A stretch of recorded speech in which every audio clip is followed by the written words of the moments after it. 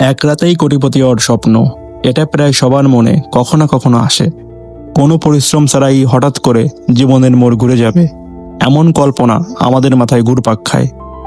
ধরুন রাতে সাধারণভাবে ঘুমাতে গেলেন, আর সকালে উঠে দেখলেন আপনার ব্যাংক অ্যাকাউন্টে লাখ লাখ টাকা। ভাবতেই ভালো লাগে, তাই না? কিন্তু এই স্বপ্নের আড়ালে যে অন্ধকার বাস্তবতা লুকিয়ে আছে, সেটা কি কখনো ভেবে দেখেছেন?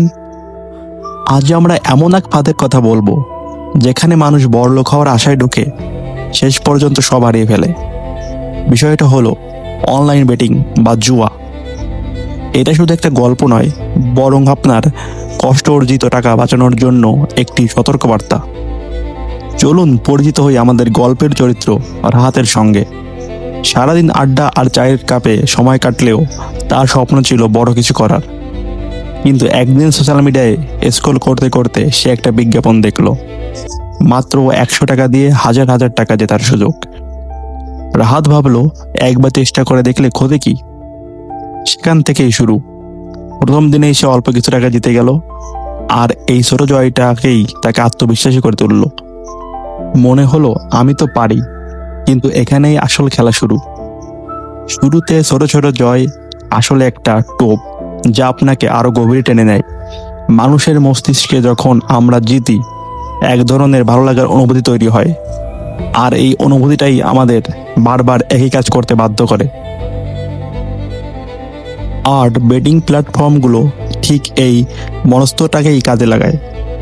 আরেকটা বড় ফাঁদ হলো প্রায় জিতে গিয়েও হেরে যাওয়া। আপনি ভাবেন আর একটু হলেই জিতে যেতাম। এই চিন্তাটাই আপনাকে আবার খেলতে বাধ্য করে। এক সময় আপনি হারানো টাকা ফিরে পাওয়ার জন্য আরো বেশি ঝুঁকি নিতে শুরু করেন। রাহাতও ঠিক এই ভুলটাই করেছিল। ছোট একটা লস কাভার করতে গিয়ে সে বড় অঙ্কের টাকা হারাতে শুরু করলো। ধীরে ধীরে তার সঞ্চয়, এমনকি প্রয়োজনীয় জিনিসপত্র বিক্রি করার পরিস্থিতি তৈরি হলো। একটা প্রশ্ন নিজেকে করুন, আপনার পরিচিত কেউ কি সত্যি জুয়া খেলে ধনী হয়েছে, নাকি উল্টো সব হারিয়ে ফেলেছে?